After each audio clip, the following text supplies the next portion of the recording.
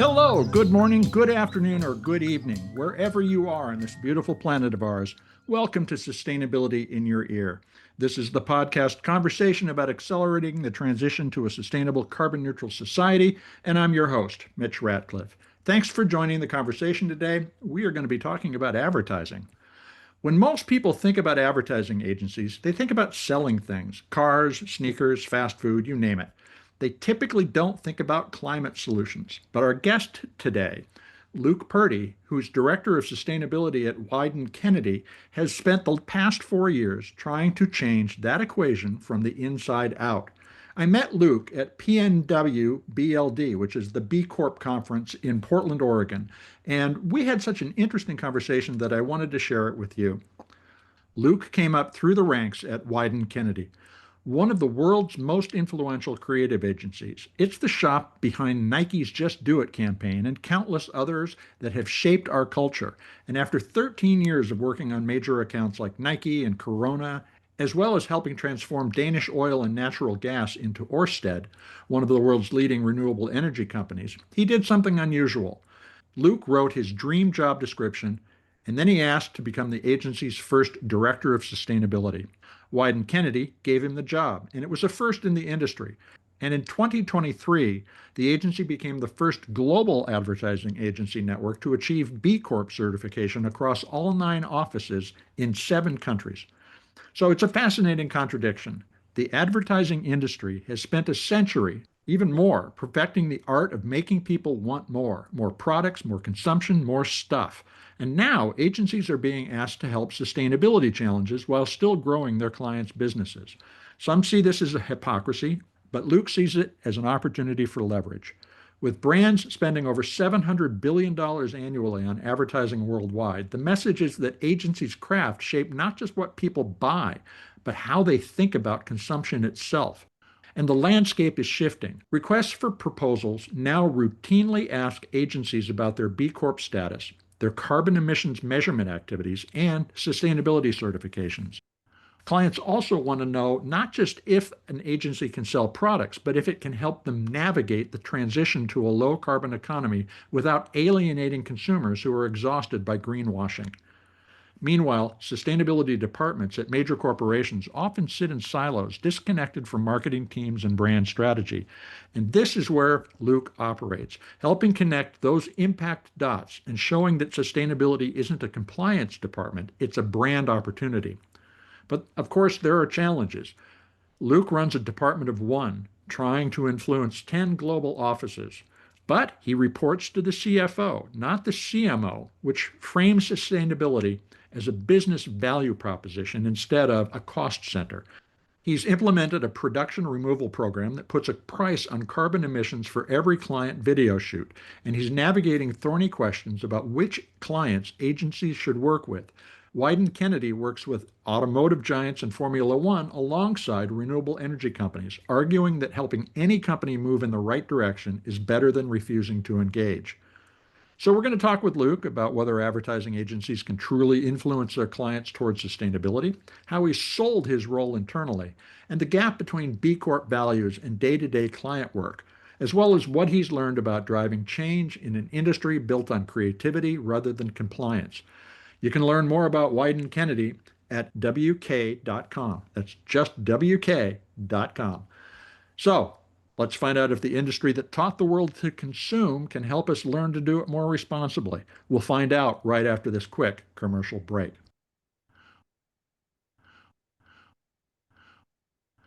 Welcome to the show, Luke. How you doing today? I'm doing great. Thanks for having me. Well, thank you for joining us. We met and had an interesting conversation at Pacific Northwest Build Conference, the B Leadership Conference, and I really wanted to get you on to talk about what you shared with me that day. And I gave a little bit of a summary of your job in the introduction to this interview, but could you tell me how you describe what you do to your colleagues and to your mom? Yeah, definitely different descriptions. I would say to my colleagues, and funny enough, they do ask, what is it you do? Because it's a job that hasn't existed before and kind of sits outside a lot of the kind of day-to-day general normal operations of Wieden+Kennedy, I would say. But no, I let them know if there's the operational side of things where we talk about working with our emissions, and then there is the kind of culture side of things, and that is working with our clients and business strategy, bringing in new business that is more impact focused and just general improvements to the business that is in line with our B Corp certification. And when I speak with my mother about what I do, I generally just say I'm trying to make the company more sustainable. And she understands that? Well, she doesn't understand all of the production stuff and the new business and the inner workings of all of the other aspects of it, HR and things like that. So I generally give her a very top line. I know the experience because my mother has Yeah. never understood what I've done. But you've been working for 13 years as a group brand director on major accounts like Nike, Orsted, and Corona. Mhm. Pretty sexy work in terms of the advertising industry. What was the moment, or was there a project that made you realize you wanted to shift your career focus to sustainability? hmm there's been a few moments in time, and I would say the very earliest one was actually in the first maybe 2 years of my career, Hmm. when I was working in Portland at our Wyden office there, campaign for Coca-Cola, and it was called America the Beautiful. And we went around the US and filmed people, real stories of real Americans, and they sung America the Beautiful in their native language.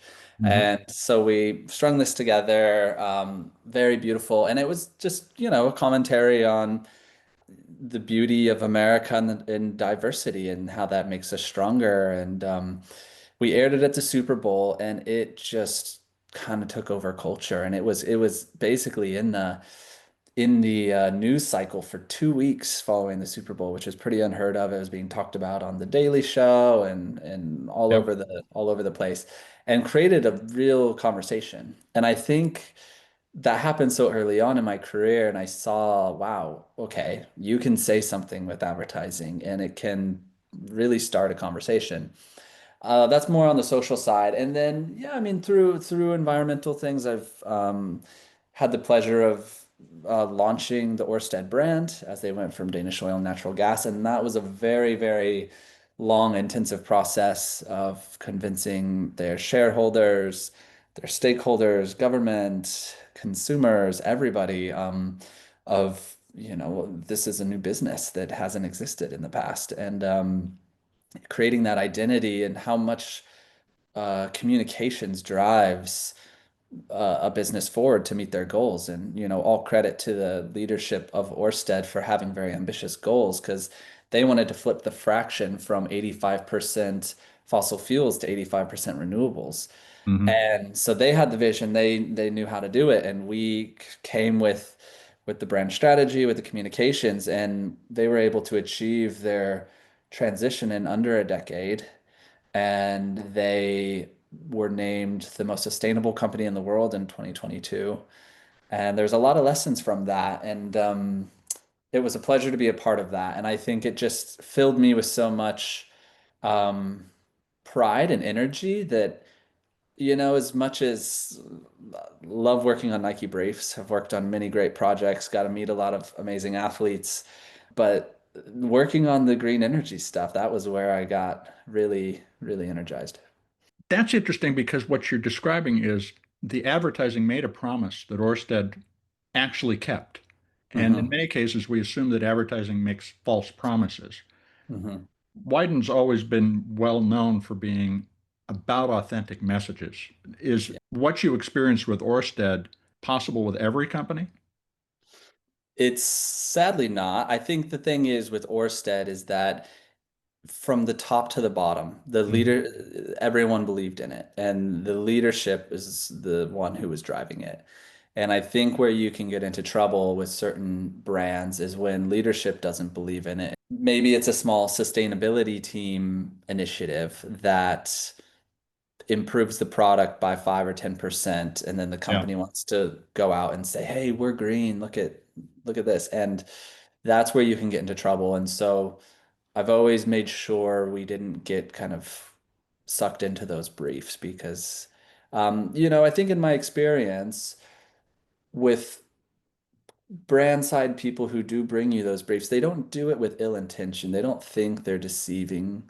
But what happens is they don't ask enough questions or the right questions. And so they don't actually realize what's happening. And then when you start to dig deeper, and that's what Wyden's always been very good at is really Hmm. trying to dig to the truth of what we want to talk about, what the brand wants to talk about, what the product truth is. And so when we get the initial brief from a client, it's never enough for us. We always have 50 more questions we want to ask them Yeah. and really dig in. And so I think that alone has just helped us avoid a lot of greenwashing issues. You have basically a first of its kind role in a global agency as the sustainability lead. What was the pitch that you made to your leadership focused on? How did you make the case for this job? hmm yeah, well, I would say first it kind of came because we went through the B Corp process, and that is Hmm. something that I led. And as a company, I mean, I've been at Wyden for a long time, and I would say everyone who works at Wyden is very passionate and believes in the company and believes we're the best and wants to be the best. And so we have that belief, and then you go through an audit and it confirms some of the beliefs. Yeah, we're really good in these areas, but it also shows you, hey, we're not so good in these other areas. And so I took the learnings from that and kind of crafted this role and said, hey, we're a great company, but we could be even better. And in a highly, highly competitive industry like advertising, you're only as good as your last campaign, and you have to always have creative output.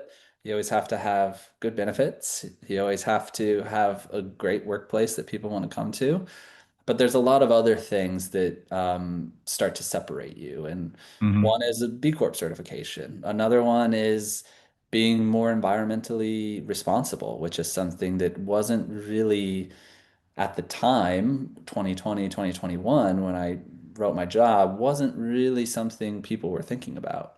And even now, I think it's just kind of coming around a bit more. So we were on the front foot. And I would say a big difference in my pitch compared to perhaps how some people approach it is I've found there's plenty of passionate people in the advertising industry and throughout Wieden+Kennedy. And at times they will shout from maybe a more activist point of view. We shouldn't do that. We can't be doing this.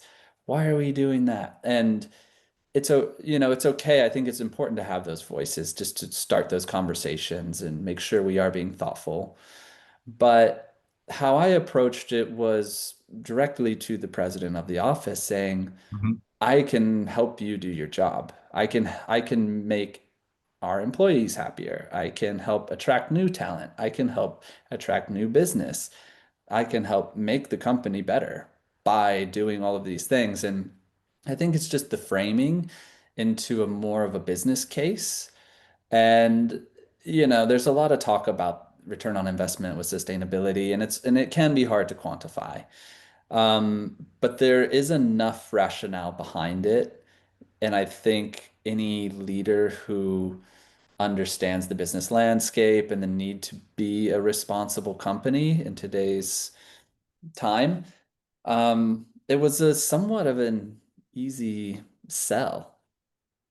Well, and I think this is the right position within the company. You report to the CFO, not the chief marketing officer or the Right. chief operating officer, and that Mhm. ties your work to financial outcomes. Mhm. You just talked about framing sustainability as more than just compliance or a values exercise. It has real business impact. What does the CFO care about? What metrics do they look at when they measure your performance? Well, I would say, where the CFO is good is they try to kind of steer some of the resources away from compliance, trying to make Mhm. compliance, obviously it's something we have to do and it is very important.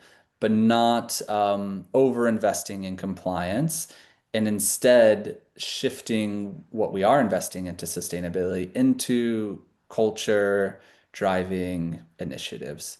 So that could be training for all of our employees.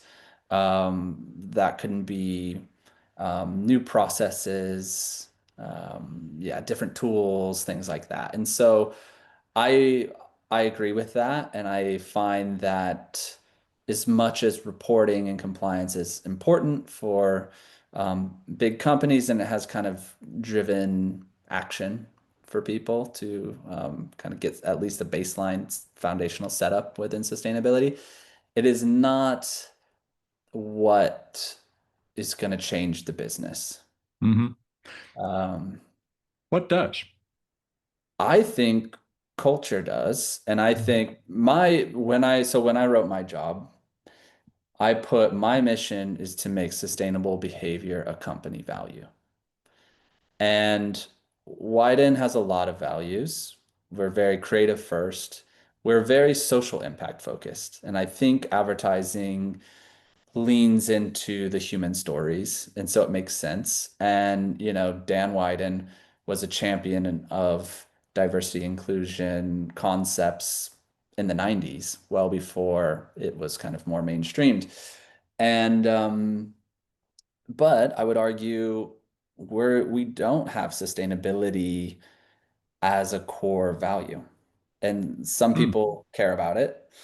But it needs to be something that's entrenched in every department. Everyone thinks about it in this way. And so that is my mission. And I've framed it in the way to the CFO that once sustainable behavior becomes a company value, it will begin to drive business value. What you're describing, culture is behavior at scale. And if you're going to Yeah. change your behavior, you have to have a reason for doing so. Clearly it's the values that drive that. But then all of the business impact that you're describing makes the case and reinforces and drives further investment in being more sustainable. So you have the opportunity to create a virtuous circle. You've lived in Amsterdam for 11 years. You even became a Dutch citizen recently. How is being based there in Europe more generally, but more Mhm. specifically in a city that is always conscious of the fact it could be flooded at any time, Mhm. been important to shape the shape of your approach to sustainability? Yeah. It's interesting. I think Europe in general has a more environmental first mindset. Hmm. And even within Europe, the Netherlands does because of its cycling culture and Amsterdam in particular. And so, I haven't owned a car in 11 years. I take the train often to travel, Hmm. obviously cycling to work every single day. And renewable energy is plentiful and easy. You see windmills off the coast everywhere. You see solar everywhere. Eating vegan or organic or cleanly is very easy. And it's just it's not seen as a thing you're choosing specifically. It's just kind of how life is set up around here. And so in general, I think when I talk to people here, they get it. And sustainable themes are more integrated into business. Products are being developed in a certain way. The circular economy or donut economics is something that generated first here in Amsterdam.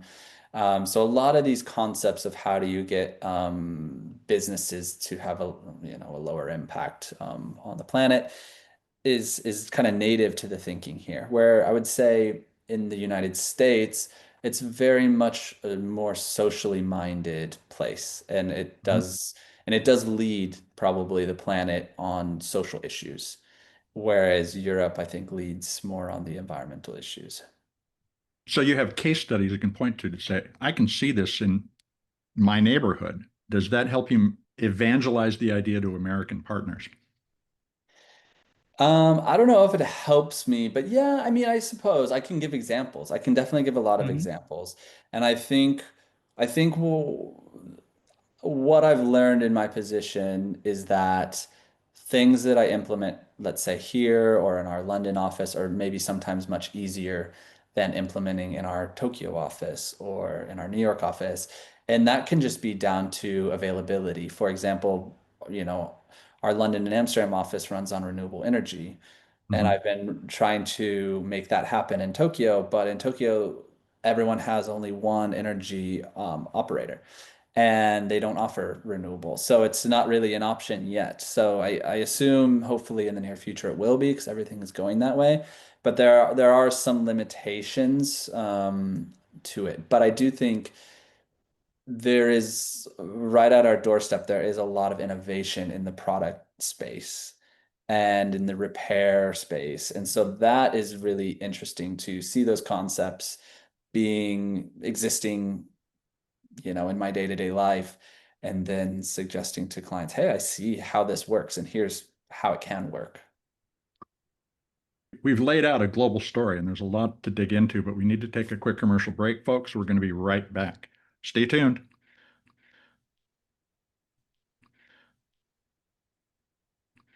Welcome back to Sustainability in Your Ear. We're going to get back to the conversation with Luke Purdy. He's Director of Sustainability at the global creative agency Wieden+Kennedy. Luke, Wieden achieved B Corp status a, a couple of years ago, but you told me that you haven't implemented what you described as a ruthless filter for what kind of clients that you'll do work with.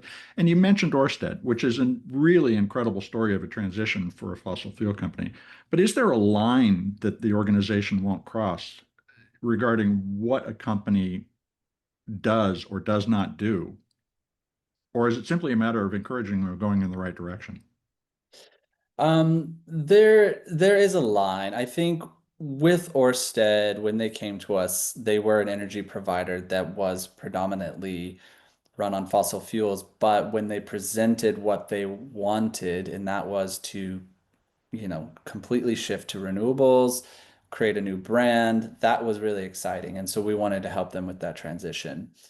However, if Shell comes and knocks on our door and says, "Hey, we want to talk about our new, you know, wind power farm," and we know that that is 1% of their budget and the other 99% is going towards more exploration of new drilling and fossil fuels, of course, we're going to say no to that. So we do our research, and I would say maybe it's too simple, but Wieden+Kennedy is somewhat of a casual place that is flat in its hierarchy, and the people have a voice. And Mhm. so when the leadership team says, "Hey, we're gonna pitch for this new business," if people speak up and say, "I'm not gonna work on that," then that's the signal that, okay, maybe this isn't the right company to work with, and generally we'll walk away. So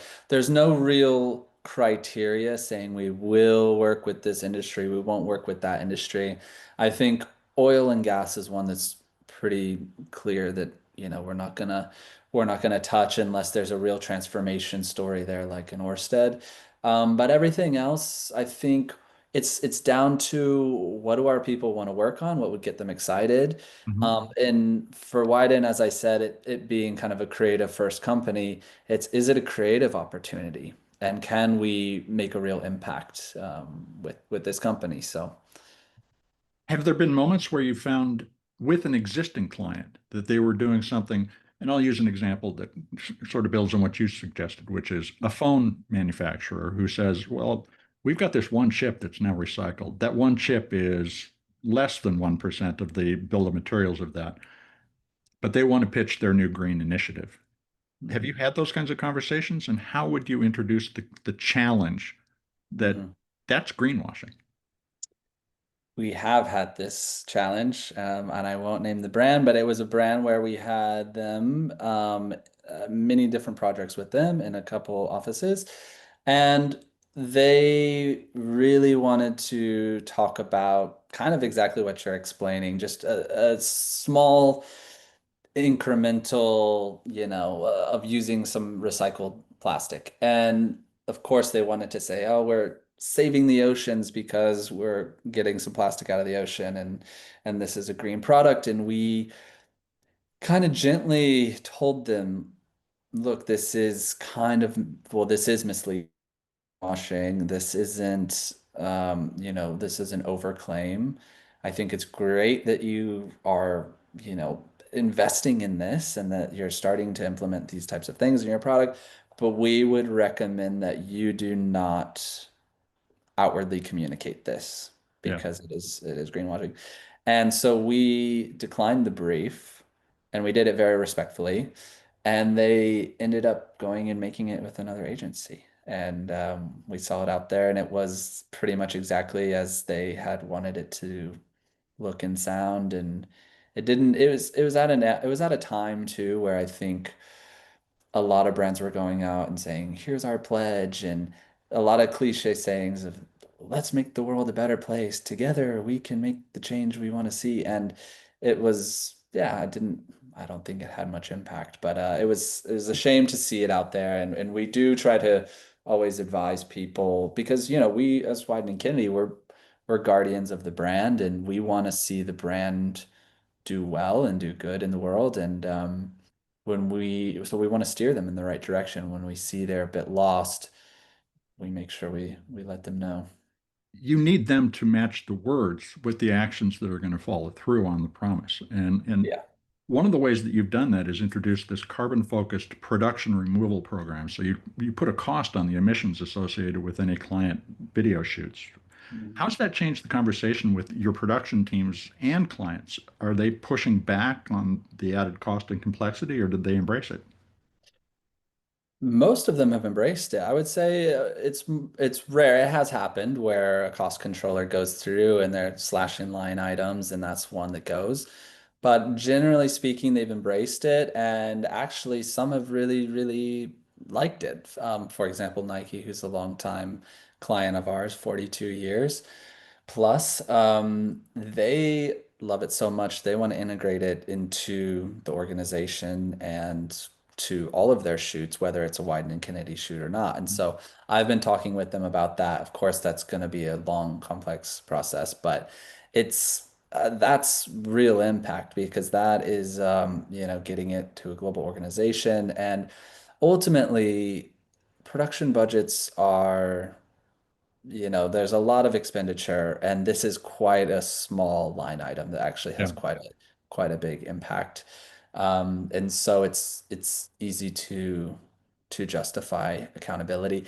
And I would say that also the culture in the industry is shifting, some awards like Cannes is actually asking for emissions reports from the campaigns. And so this is just kind of being able to show up and say, look, we did it as responsibly as we could have. And no shoot is green.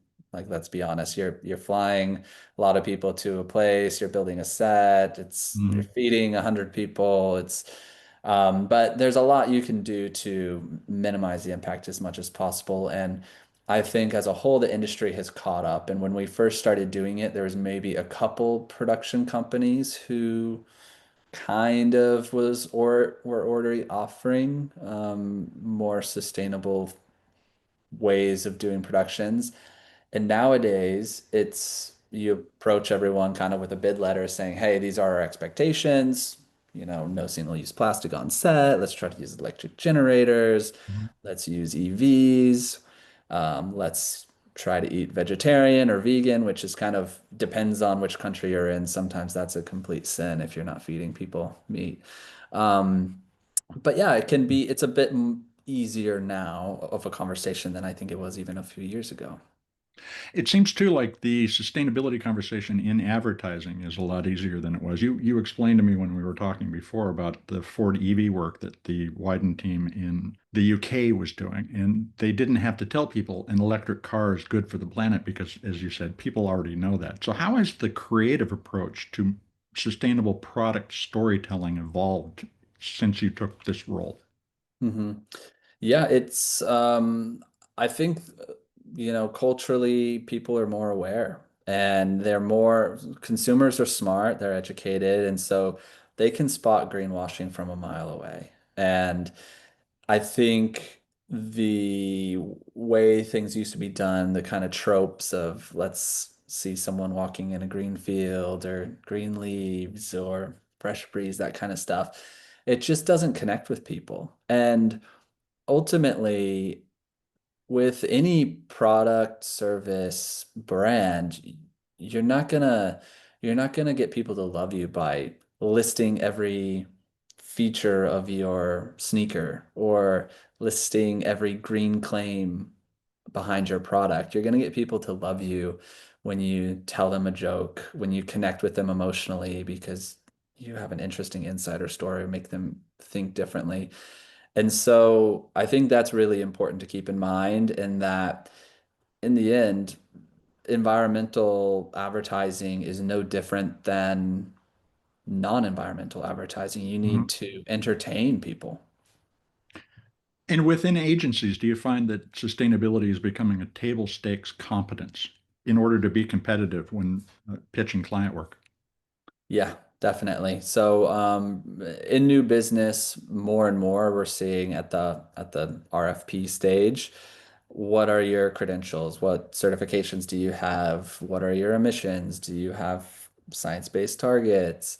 So kind of the more disclosing of our credentials, but then in terms of actually communicating and kind of selling products that are more environmentally focused. Yeah, I've absolutely gotten feedback from clients saying, we want to make sure you guys get it because we've worked with agencies that fall into the tropes of let's put green leaves on things and we don't want that. And so yeah, it's good to kind of be able to come into the room and have a body of work that shows, yeah, we work across industries and I think Wyden's always been about getting to the truth of a brand and a product and getting and entertaining people. And so, like I said, it's no different whether we're doing environmental work or not. We want to set out to make something that is going to make people smile, laugh, cry, entertain them. You also told me that internally, Wyden employees are asking about AI's, artificial intelligence's environmental impact. And of course, we're using a lot more of it in creative undertakings. How do you Mhm. approach that tension around both its environmental and social impact? When you spend money on AI, you're reinforcing the industry's value proposition. What do we Mhm. need to know about that when we talk with people inside our companies about the use of AI? Yeah. Um, yeah, there's not a straightforward answer in the sense that we have the solution. I think the best answer I can give is that it's about energy supply. And humans are using more and more energy every single year, and AI is just the next thing that is consuming a lot of energy. It's consuming a lot of water, and it's very well documented. And so there does need to be solutions in place, and those solutions are going to come from the energy providers. I think nuclear is something that's kind of coming back into fashion and actually is being paraded as an answer. Of course, renewables. But clean energy, abundant clean energy is what's gonna be needed to fuel AI. And that said, we try to say, look, use AI as kind of a creative partner to help Mhm. you concept things, but also don't rely on it too heavily for everything. Still use your skills that you have. And yeah, that's so it's a tool to be used, but um we're not gonna gamble our whole company on the future of AI necessarily. Well, it's very good at telling stories that other people have told before, but not necessarily new stories, which is really what your forte is. And so I agree it's the right way to think about it. It is Mhm. a tool. It's not superseding human intelligence. As you mentioned, there's some very critical technology subject to a lot of criticism, like Mhm. nuclear being pitched as solutions to this problem. You've been in this job 4 years. We're in a very vexed environment for talking about climate right now. Are you more Mhm. optimistic or frustrated about the advertising industry's ability to make meaningful change on climate and sustainability, given where we are right now as a global society? Mhm. It probably depends which market I'm in, Uh-huh. since I'm in a global role. Of course, I think in the U.S., what's going on right now with the current administration, people are more careful and don't want to outwardly be parading as environmentally friendly. But behind the scenes, everyone is still doing the work, you know.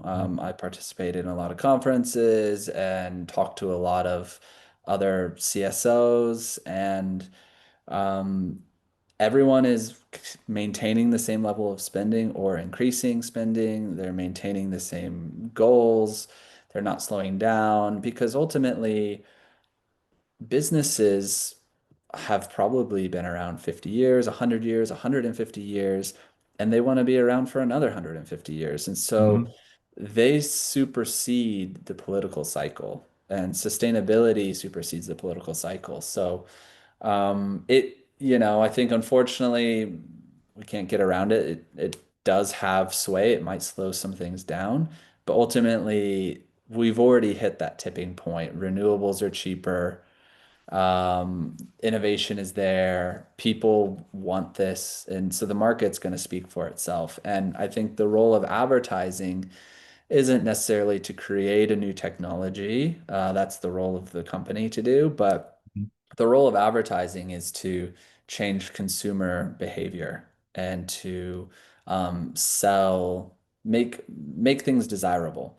And so we can make a product desirable, but we can make solutions desirable. And I would say advertising has good form in this area, even when you just look at campaigns around anti-smoking or anti-drug campaigns, or long ago, wearing your seatbelt or eating your 5 servings of vegetables and fruits a day.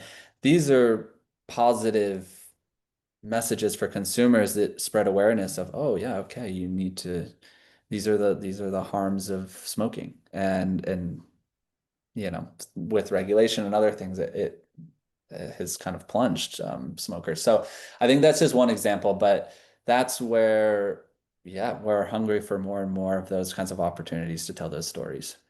Well, and as you said earlier, it is culture is about behavior at scale, and you have this lever to change behavior, which is Mhm. so important.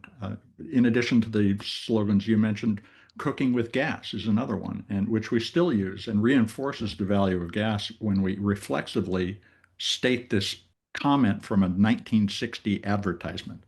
Yep. When you look at where we are today, what are the 3 or 4 things that you're focused on changing in the way that advertising communicates about our relationship with nature? hmm I think that's a very good question. 3 or 4 things. One, I think it's important that people realize they are nature. They're connected to Hmm. nature, and that we're Yeah, not separate from it. And so every product has an impact. And actually, sometimes I speak with the folks at Patagonia, and I've seen them at conferences, and they have kind of a good rule of thumb of just they want to talk about things after they've done them and achieved them. But they don't ever want to kind of go out and parade and say, we're so sustainable, because they know every product they create actually has an impact, right? sure. Um, so that's probably one, just kind of understanding that, and trying to be more mindful about consumption, trying to avoid fast fashion. Understanding that where your credit card goes is the future you're buying. And Hmm. so if you buy from a company that makes really well-made products, really mindfully, then that's where the future is going to go. If you just continue to buy from the fast fashion and the cheap things, then that's the future we're looking at. So the money talks. What else? Let me think. The third one I would say is repair. Hmm. And repair is something that exists in some industries and has for a long time. And we talk about the circular economy and how it's a new concept, but it's actually been around for a long time. Looking at the auto industry, when Hmm. you buy a car, if the engine stops working, you don't just throw the car away. You Hmm. get a new engine put in, or you change the tires, or etc. You resell the car to someone. It can be resold multiple times. And of course, this is a big ticket item, so it's not something you would often throw away. But at the same time, the ecosystem exists that all of these shops have the parts. There's a whole system to buy parts, but that same system doesn't exist, let's say, for phones. Mhm. Why, when my iPhone battery starts to run so low, can I not put a new battery in it? Instead, it's kind of forces me to have to buy a new phone. So I think popularizing repair and same with clothing, of course, making sure that clothes can be recycled and the vintage clothes and all of those trends are becoming more and more popular. Well, and do you see the service experience as potentially the way to extend the brand relationship over the course of the life of a product, but also the life of an individual because they become reliant on the products from specific companies? That service relationship could raise the bar and provide a new channel for advertising. Yeah, absolutely. So, yeah, I mean, every brand wants more engagement with their consumers. And so, offering repair services and engaging with your consumers in the more meaningful way is a great thing to invest in and to do.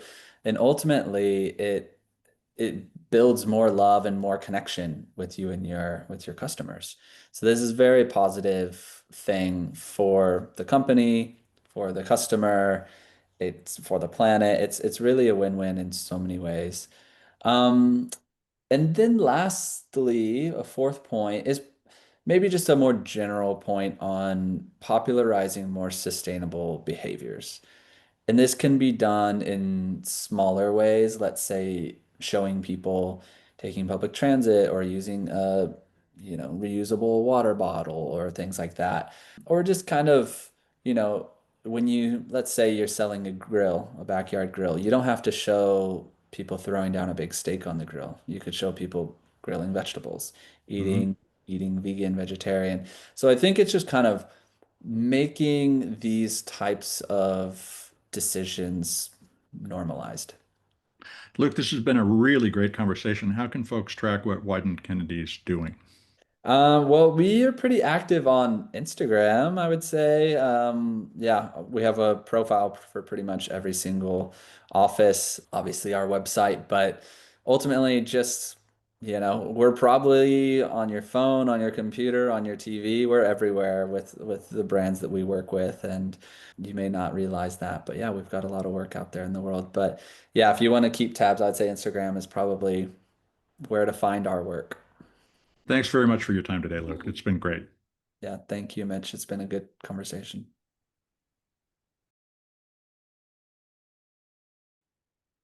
Welcome back to Sustainability in Your Ear.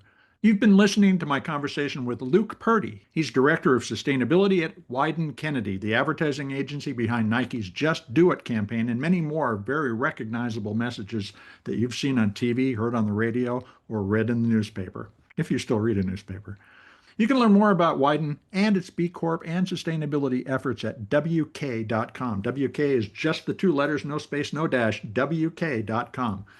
Luke's comment that Wieden digs deeply into the stories its clients want to tell to deliver big, authentic campaigns reflects the challenge that I think that the sustainability movement faces today. We need to get past focusing on simple messages like focusing solely on carbon to understand and address every facet of the poly crisis. And that includes not just the climate crisis, but the loss of biosphere integrity, land system change, freshwater scarcity, ocean acidification, ozone depletion, and disrupted biogeochemical flows that are undermining nature at the planetary level. Oh, and by the way, then there's the advance of authoritarianism around the globe. We've got plenty of problems to solve, as humans always have, and yet here we are, still trying to solve them, even as they get more complex, as our society gets more complex too. Through an honest confrontation with reality, we can discover opportunities to reverse the damage done to the planet, to society, while bringing prosperity to every human community. And to do so, we need honest stories about government policy, the products and services delivered by companies, and our choices as citizens and as consumers. But at least here in the United States, that debate is currently taking the form of shouting louder than the opposition, often lying more energetically instead of laying out the case for our positions. And what does an ad agency tell us about the potential for progress in turning back the polycrisis? Well, look, Luke's work at Wieden provides a scale on which better decisions can be weighed because the consequences of those decisions are fully accounted for, such as by measuring every pound of carbon emitted by a video shoot when you're making a television commercial. I know, there I go again with carbon, but it is important. And like Wieden+Kennedy, which chooses clients based on their commitment to real change, we can make a difference every time we open our wallet. Luke is right. When we compromise our concern for the environment, we vote for more environmental damage. If you don't buy less or purchase sustainable products when you do shop, you won't get more sustainable options in the future. And like a company trying to become more environmentally responsible, we need to recognize that progress isn't judged against perfection. It's measured in small steps that move us toward better results. And it's encouraging to see an advertising professional embracing sustainability, B Corporation values, and deliberate choices about which stories they will tell in support of a restored environment. Only a few other agencies have taken the steps that Wieden has. But as I said, small steps can start a parade, and the corporate sustainability parade is picking up new marchers every day. And I hope you'll help us take the next step on sustainability in your ear. We've got more than 500 shows to share with others. So please take a look and write a review on your favorite podcast platform. That will help your neighbors find us because, folks, you are the amplifiers that can spread more ideas to create less waste. Please tell your friends, family, coworkers, the people you meet on the street that they can find sustainability in your ear on Apple Podcasts, Spotify, iHeartRadio, Audible, and other purveyors of podcast goodness. Whatever they prefer, have them stop by and check out this podcast. Thanks for your support. I'm Mitch Ratcliffe. This is Sustainability in Your Ear, and we will be back with another innovator interview soon. In the meantime, folks, take care of yourself, take care of one another, and let's all take care of this beautiful planet of ours. Have a green day.